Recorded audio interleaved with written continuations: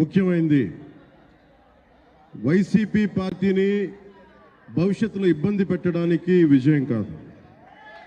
5 కోట్ల మంది ప్రజల పైన వారి భవిష్యత్తు కోసం పునాది వేయడానికి ఉన్న రోజులు ఇవి. అంతేగాని కక్ష సాధింపుల కోసం కాదు.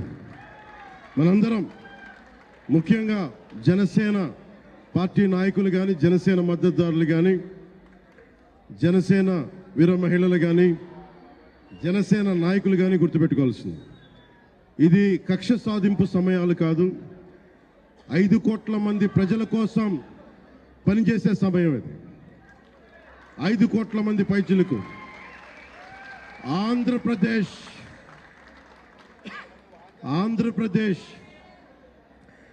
విభజన జరిగినప్పటి నుంచి ఈ రోజు దాకా మనం నలుగుతూనే ఉన్నాం. ఆ రోజులు అయిపోయినాయి, ఆ చీకటి రోజులు అయిపోయినాయి. ప్రతి ఒక్కరం బాధ్యతతోటి భవిష్యత్తు తరాల కోసం బాధ్యతను భుజాల మీద వేసుకొని చాలా బాధ్యతాయుతంగా జవాబుదారీతనంతో కూడిన రాజకీయ ప్రభుత్వం, రాజకీయ మనకి ఆలోచన విధానం ఉంటుంది.